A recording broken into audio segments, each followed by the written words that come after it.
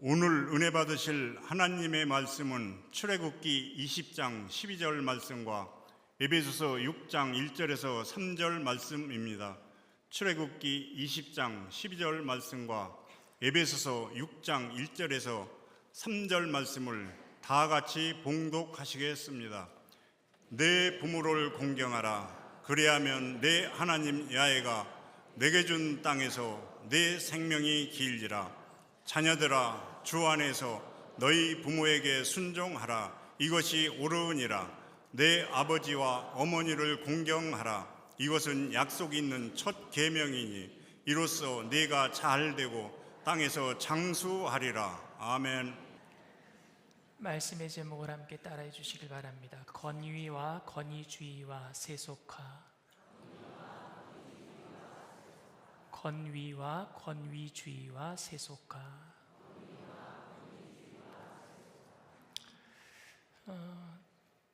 저는 어렸을 때 초등학교, 그러니까 국민학교라 그랬는데 그때는 선생님의 그림자는 밟아도 안 된다라고 배웠고, 그때 저를 가르쳐 주셨던 좋은 선생님들이 너무 많아서, 그래서 선생님들이 뭔가 요구를 하면은요, 그 요구에 맞게끔 숙제도 기한을 넘겨서 한 적도 없고, 보지 말라고 하는 나쁜 영화는 근처도 가지 않았고, 혹시 한 학생이 잘못해서 반 전체가, 그 공산주의에나 있었던 일들이 그때는 있었어요. 연자제라 그래서 한 학생이 잘못하면 반 전체가 다 맞았거든요. 그래도 억울하지도 않고 손바닥 맞으면서 선생님이 얼마나 우리를 사랑하셨는지 사랑의 매다 생각하고 맞았던 기억이 있습니다. 요즘에는 체벌도 못해요. 요즘 학교 교사분들은 굉장히 힘든 일이라고 저는 생각을 합니다. 그랬는데 제가 고등학교 1학년 사춘기를 겪고 있을 때 권위적인 선생님을 만났습니다. 여러분, 권위와 권위적인 것은 좀 다릅니다.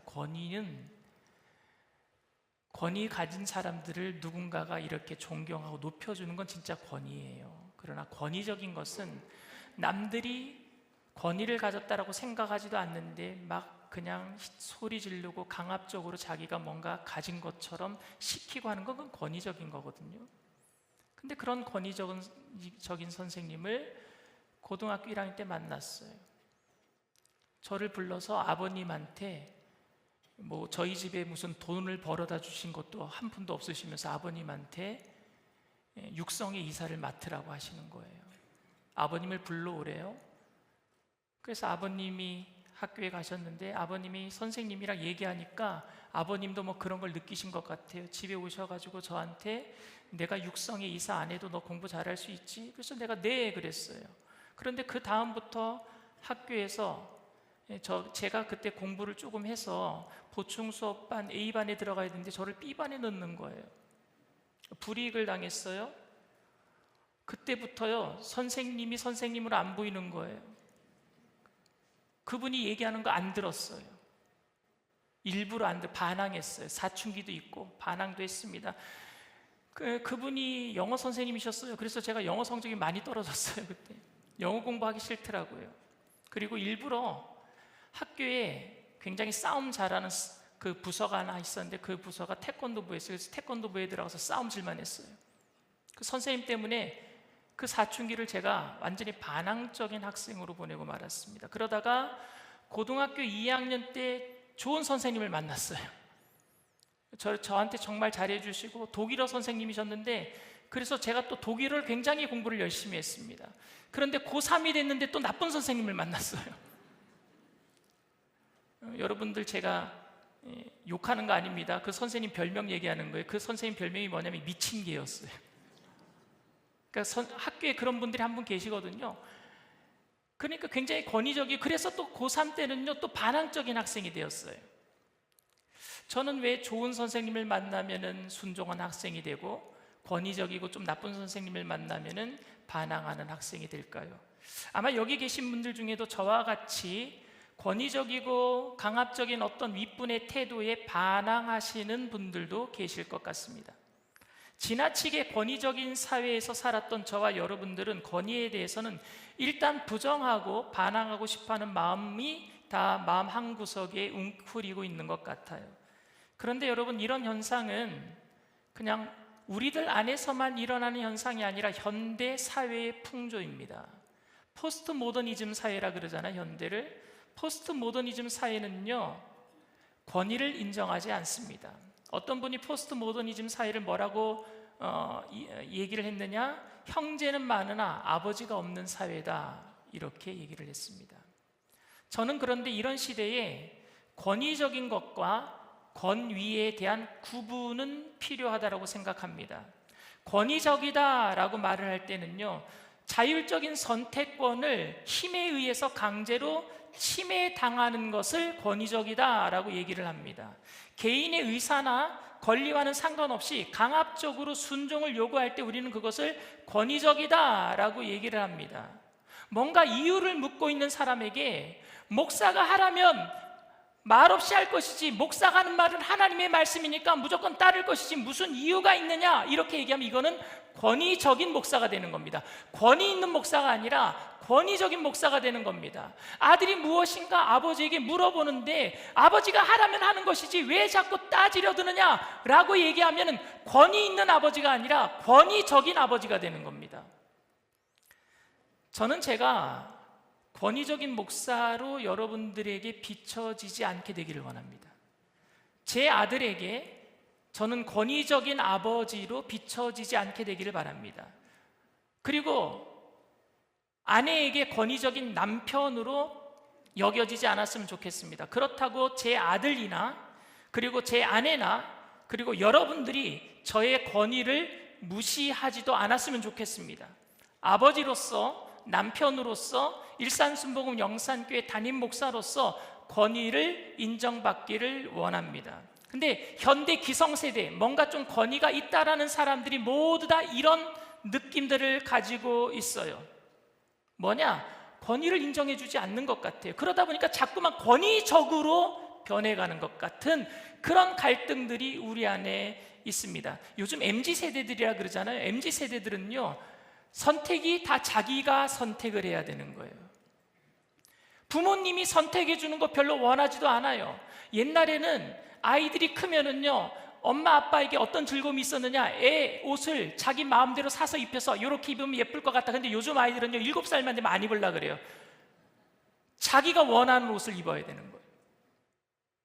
부모 세대가 생각하는 권위와 권위적인 것의 차이는 강압적인가 아닌가에 대한 것에 있지만 자녀들은요, 그 구분조차 의미가 없다라고 생각하는 것 같습니다. 아무리 부모라고 할지라도 자식이 원하지 않는 것을 부모가 강요해서는 안 된다라고 생각하는 겁니다. 제가 자랐던 시대에서는요, 권위는 인정하지만 권위적인 것에 대한 부담감을 느꼈다면은요, 현대를 살아가는 젊은 세대는요, 자율적으로 선택권을 가지고 자녀가 스스로 결정할 수 있도록 부모가 조언을 할 수 있어요. 도와줄 수는 있어요. 그런데 부모라고 할지라도 자녀들이 사귀는 사람에 대해서, 결혼할 배우자에 대해서, 선택한 대학교의 전공에 대해서 부모가 지혜롭지 못한 선택을 했다라고 지적질하는 것을, 이래라 저래라는 것을 원치 않는단 말입니다. 부모님 나한테 그런 말 하지 마세요. 그래서 명절에 애들이 안 오는 거예요. 결혼하라고 할까 봐. 자기가 원하는 대로 살도록 부모님이 도와줘야지 왜 이래라 저래라 하느냐. 이런 시대에 부모를 공경하라고 말하는 것은 여러분 쉬운 말이 아닙니다. 오늘 본문 출애굽기 20장은 10계명의 제5계명이고요. 그리고 에베소서 6장 1절에서 3절 말씀은 그 10계명, 인간들에 대한 부분의 첫 계명에 대한 설명을 사도 바울이 하고 있습니다. 그렇다면 여러분, 요즘 시대가 왜 이렇게 포스트 모더니즘 시대가 권위를 인정하지 않는 시대가 되었는가? 이 이유가 여러분 어디에 있다고 생각합니까? 어른들이 잘못한 거예요? 너무 권위적으로 변해서? 그래서 아이들이 권위는 무조건 다 거부한다 이렇게 된 겁니까? 그런데 여러분, 이 권위에 대해서 부정하는 그 모든 원인은 어디에 있는 줄 아십니까? 아담과 하와가 지은 원죄에 있습니다. 원죄, 오리지널 신. 여러분, 원죄를 뭐라고 생각하세요? 하나님이 따먹지 말라고 하는 선악과를 따먹은 불순종의 죄입니까? 불순종의 죄 맞지요. 그런데 그 의미를 이렇게 들여다보세요. 불순종의 죄보다 더 큰 의미가 있는데 그건 뭐냐면요, 내가 하나님처럼 되겠다라는 자율성이에요. 자율성의 문제입니다. 선악과를 먹으면 너도 하나님처럼 눈이 밝아져서 선악을 분별할 수 있다라는 사탄의 말을 하와가 들었을 때 이 선악과가 먹고 맛있어 보이기 때문에 따먹은 게 아니에요. 나도 하나님처럼 돼서 더 이상 하나님 밑에서 하나님이 이래라 저래라, 그건 악하다 이건 선하다, 선택의 기준을 하나님이 정하는 게 아니라 내가 정해야 되겠다라는 얘기예요. 내가 정해야 되겠다. 자율성의 문제예요. 이제는 내 인생의 주인이 하나님이 아니에요. 내가 선악은 내가 판단할 거예요. 그러니까 이래라 저래라 하지 마세요. 이제 주인은, 내 인생의 주인은 하나님이 아니라 저예요, 나예요 라고 하는 게 선악과 따먹은 겁니다.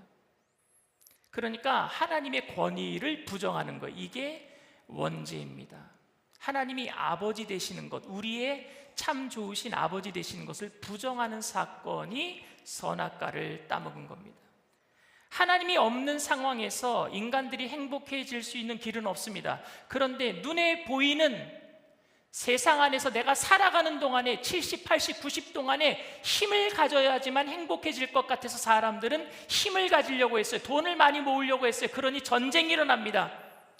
하나님은 그것이 행복하지 않은 것을 알고 계셨기 때문에 하나님께서 구원의 길을 여셨어요. 그 구원의 길이 길이요 진리요 생명 되시는 예수님이신 줄 믿습니다. 그러니까 여러분, 우리가 예수를 믿는다는 것은 뭐냐?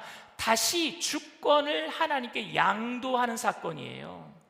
예수를 믿는다는 것은 이제 내 주인이, 내가 선악과를 따먹고 나서 내가 주인이 되어서 살아보니까 너무너무 힘이 드네요. 이게 인생의 멸망의 길이네요. 깨닫고 내가 이 주인 된 것을 다시 하나님께 돌려드립니다. 주권 양도가 예수를 믿겠다라는 선언이란 말입니다. 예수를 구주로 믿겠다라는 그 고백이 내가 주인 된 것을 포기하고 하나님께 다시 돌려드립니다. 원래 하나님이 주인이셨으니까 돌려드리는 거예요. 그게 예수 믿는 겁니다.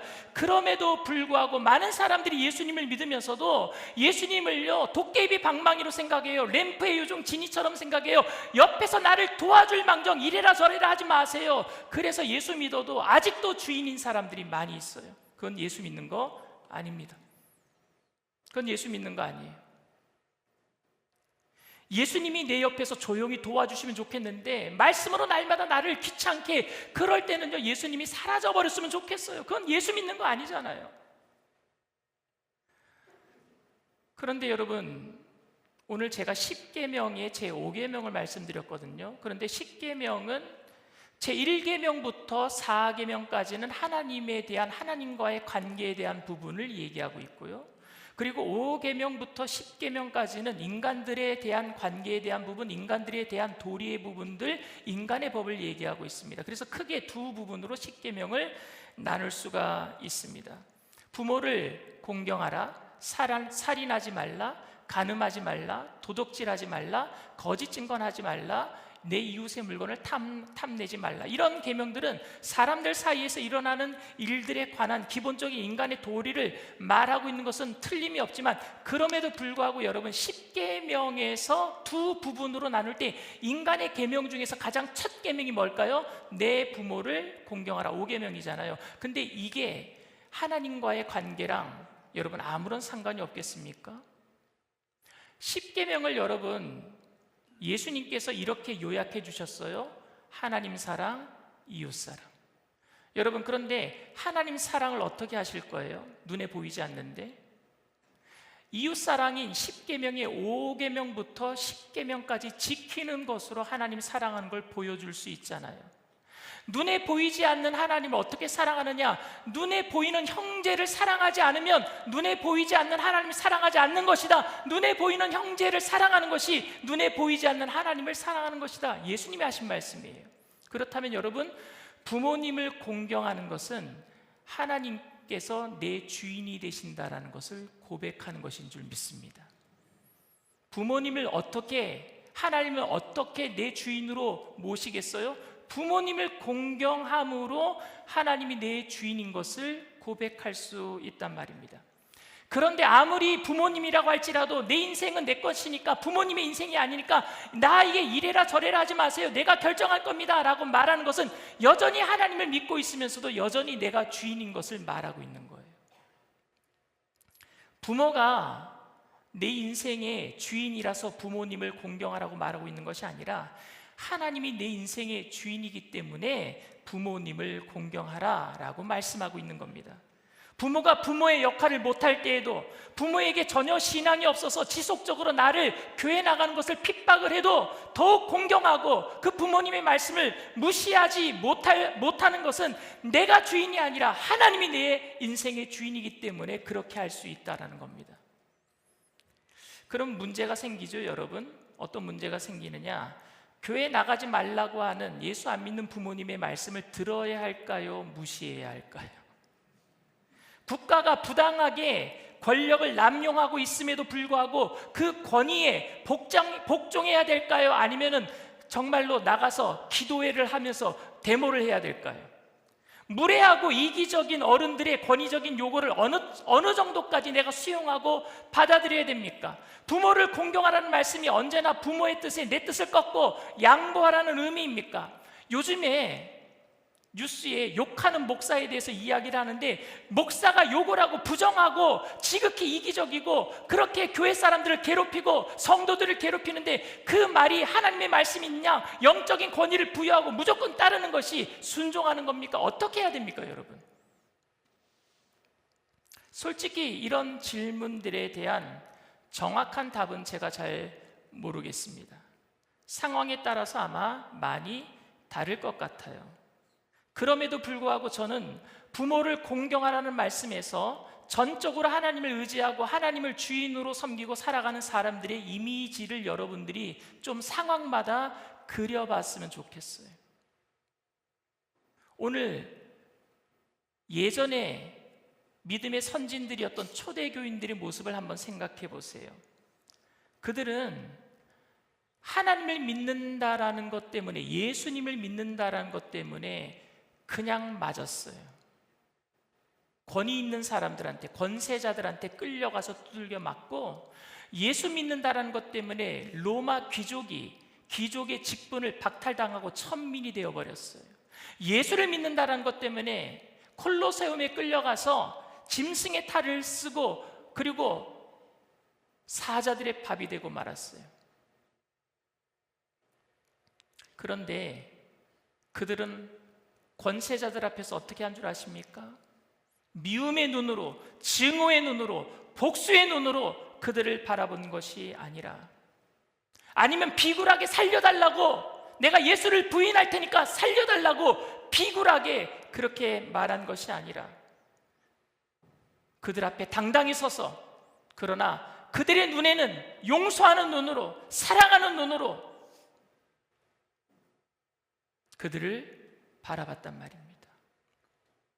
조금 더 분명하게 예수님에 대해서 한번 생각해 보게 되기를 바랍니다. 예수님은 억울하게 하지도 않았는데, 말하지도 않았는데 거짓 증인들이 나타나서 예수님을 죽이기 위해서 예수님을 가야바의 뜰, 대제사장의 뜰에 세웠어요. 빌라도의 그 재판장 앞에 세웠습니다. 그리고 그들은요, 예수님의 얼굴에다가 침을 뱉고 뺨까지 때렸어요. 얼마나 큰 모독입니까? 그때 예수님께서 내가 누군지 아느냐? 내가 하나님인데 감히 어떻게 너희들이 나에게 이럴 수가 있느냐? 권위를 가지고 말씀하셨습니까? 아니요, 그러지 않았어요. 저들이 하는 죄를 저들이 모릅니다.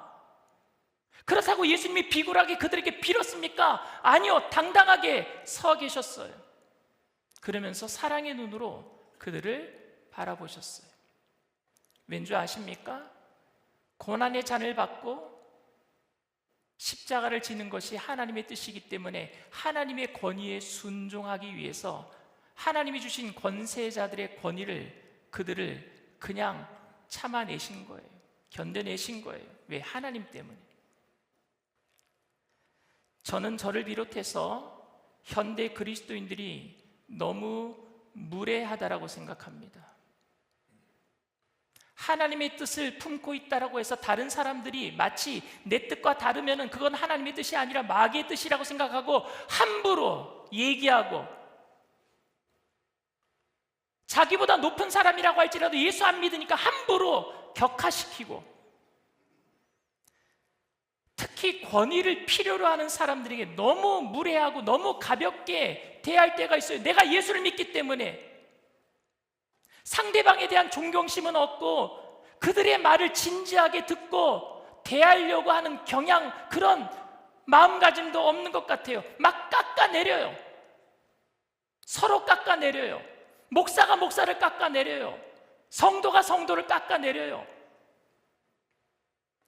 저는 제 자신을 보면서 왜 그럴까? 여러분들 얘기하는 게 아니라 제 얘기하는 거예요. 왜 그럴까? 왜 목사가 목사를 깎아내리고 있는가? 왜 그럴까? 그 문제는 여러분 세속화입니다. 세속화. 이미 말씀드렸다시피 현대 사람들은요, 어떤 권위도 인정하지 않으려고 하는 추세입니다. 권위적인 것이 못마땅한 것이 아니라 권위 자체를 거부하는 추세입니다. 하나님의 주되심을 인정하지 않고 스스로 인생의 주인이 되는 것, 그게 여러분 뭔지 아십니까? 세속화예요.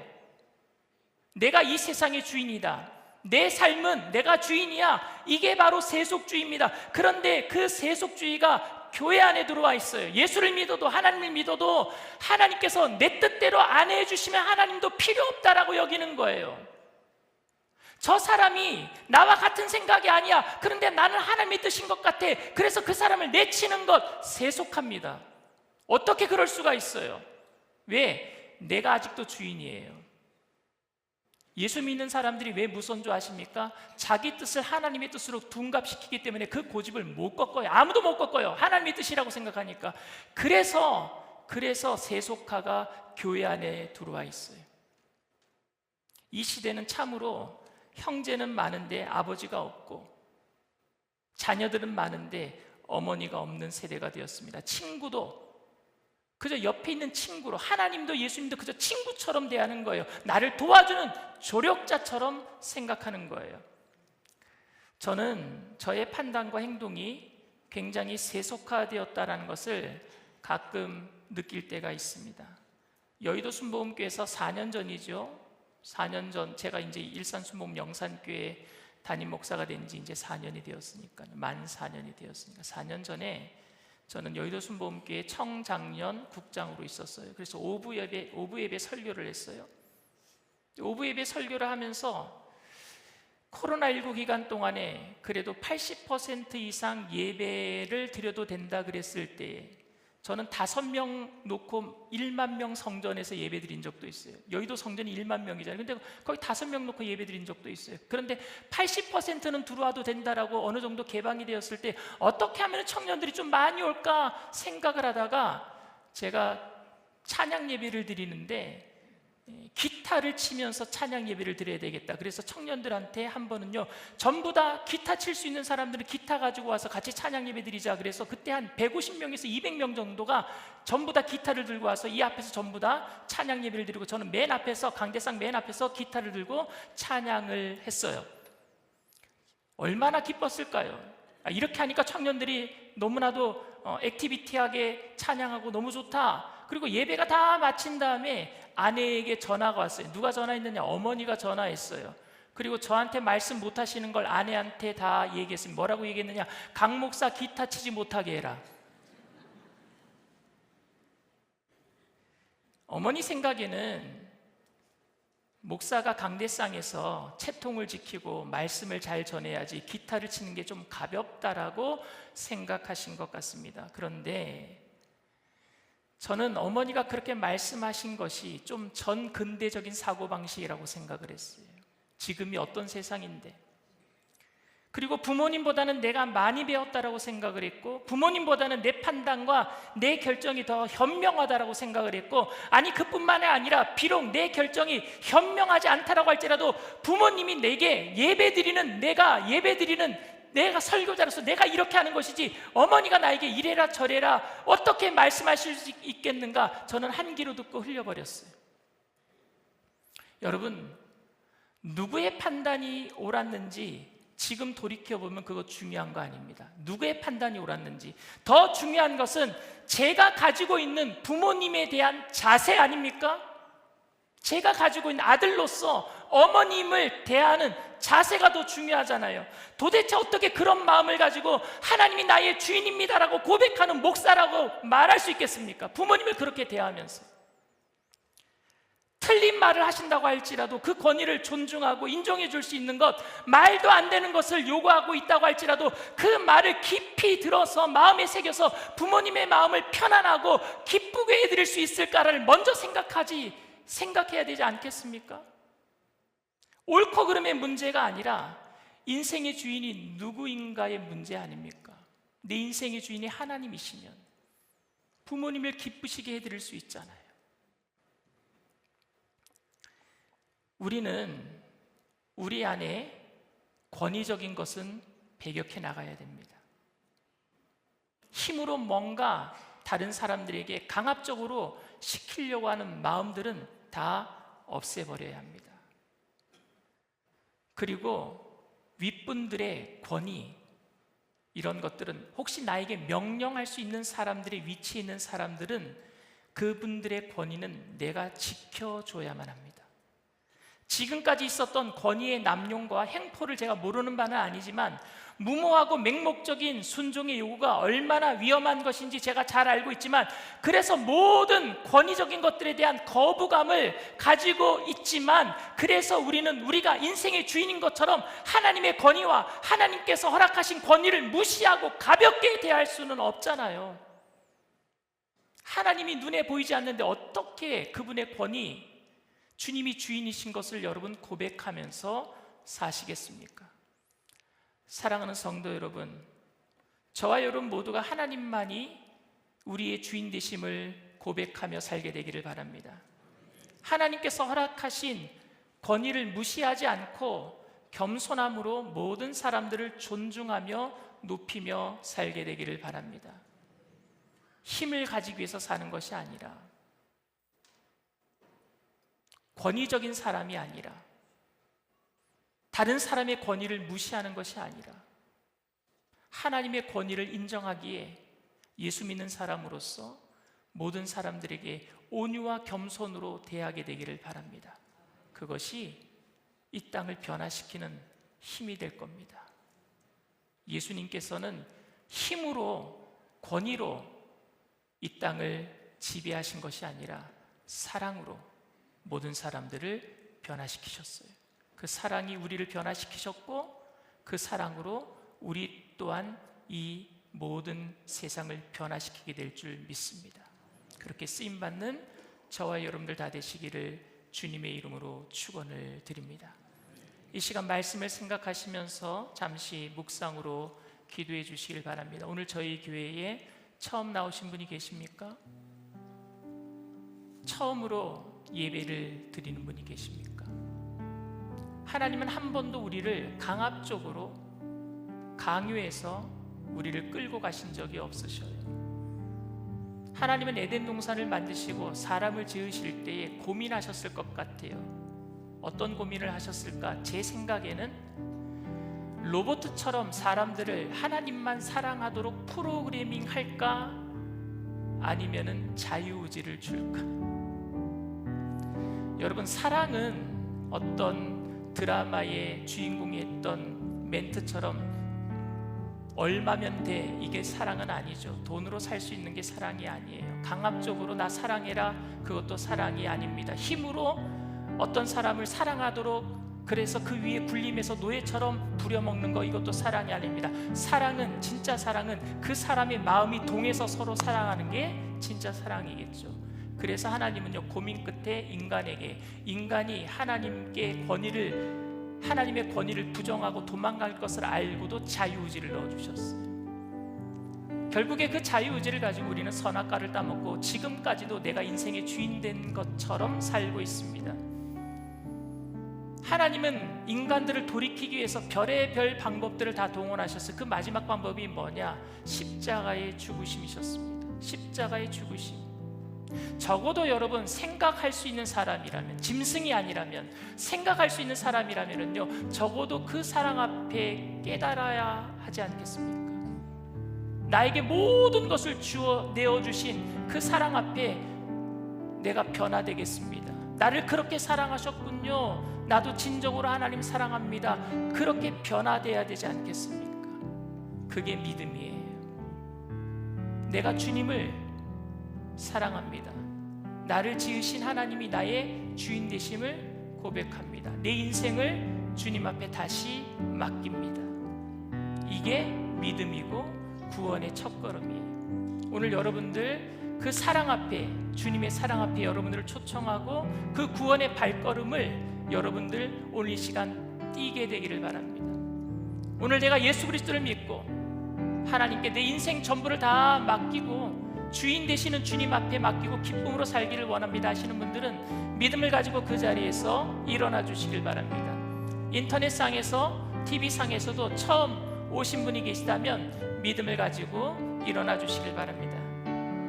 일어나신 분들은 제가 하는 기도를 다 같이 따라해 주시길 바랍니다. 하나님 아버지, 저는 죄인입니다. 어디에서 와서 왜 살며 어디로 가는지 알지 못하고 방황하며 살았습니다. 저의 죄를 위하여 십자가에서 죽으시고 부활하신 예수님을 제 구주로 모셔드립니다. 저는 하나님의 자녀가 되었습니다.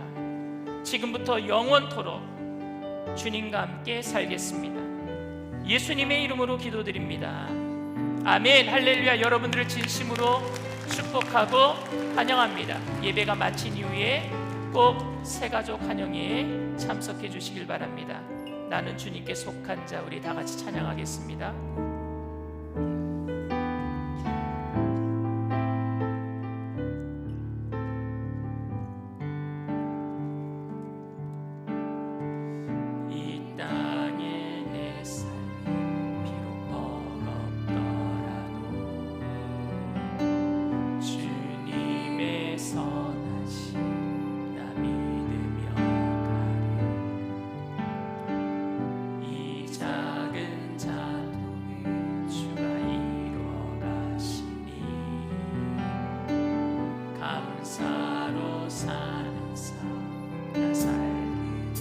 땅에 내 삶이, 이 땅에 내 삶 비록 버겁더라도 주님의 선하심 나 믿으며 가리. 이 작은 자통을 주가 이루어 가시니 감사로 사는 삶 살기 원하네.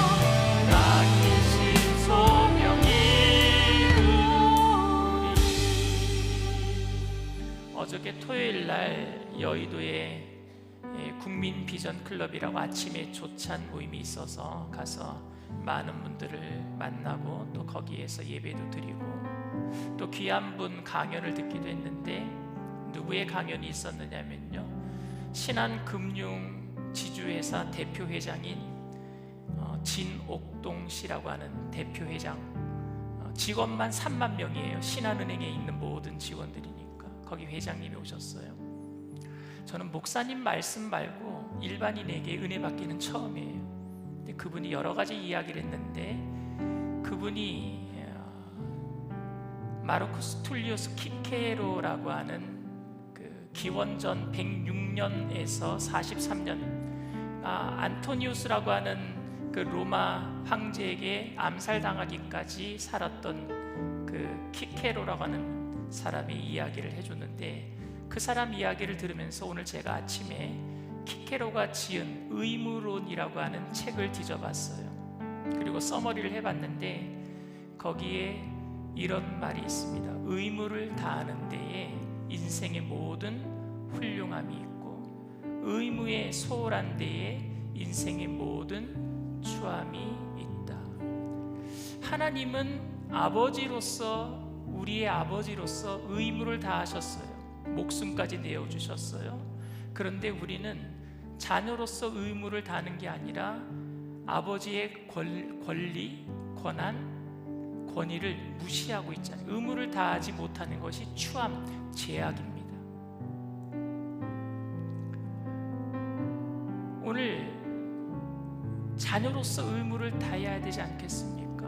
그걸 할 수 있는 방법이 뭐냐? 눈에 보이는 부모님께 공경하는 것, 그리고 기성세대나 권세를 가진 사람들에게 그들이 강압적으로 나에게 뭔가 원한다고 할지라도 내가 그분들에게 원한의 눈초리로 바라보는 것이 아니라, 갈등과 어떤 분쟁을 일으키는 것이 아니라 그 속에서 하나님을 내가 주인으로 삼고 있기 때문에 참아낼 수 있는 것, 견뎌낼 수 있는 것, 용서할 수 있는 것, 주님은 그걸 원하고 계세요. 오늘 출애굽기 말씀과 에베소서 이야기를 했는데, 에베소서 6장 1절 3절에는 자녀들아 부모에게 순종하라 라고 얘기하고 있죠. 그런데 4절에 바로 부모님에 대한 의무를 또 얘기를 해요. 부모들아, 아비들아, 자녀를 노엽게 하지 말라. 이 얘기는 뭐예요? 권위적으로 자녀들에게 윽박지르지 말라는 얘기죠. 오늘 우리들은 모두 다 주님의 자녀인 줄 믿습니다. 그렇기 때문에 하나님의 권위를 인정하기 때문에 내게 억울한 일들이 일어난다고 할지라도 우리가 악을 악으로 갚지 않고 악을 선으로 갚을 수 있는 하나님의 권위를 인정하기 때문에 그렇게 살아가게 될 때에 이 땅의 분쟁은 사라지게 될 줄 믿습니다. 이 땅에 전쟁이 끊이지 않는 이유는 자기 권위를 지키기 위함이에요. 권위를 내려놓을 때에 전쟁은 끝나고 진짜 권위가 세워지게 될 줄 믿습니다. 예수님은 그렇게 당신의 권위를 십자가에 내려놓으실 때 부활의 영광으로 하나님이 세워주셨어요. 그걸 기억하고 오늘 우리가 실천하기 위해서, 내 힘으로는 할 수 없어요. 원수가 뺨을 때리는데 어떻게 왼뺨까지 돌려댈 수 있겠어요? 그거 내 힘으로 하지 못합니다. 그러나 성령님이 우리에게 용기를 주시면 결단할 수 있도록 하나님께서 우리를 사용하실 줄 믿습니다. 우리 주님 3번 부르고 통성으로 간절히 기도합니다.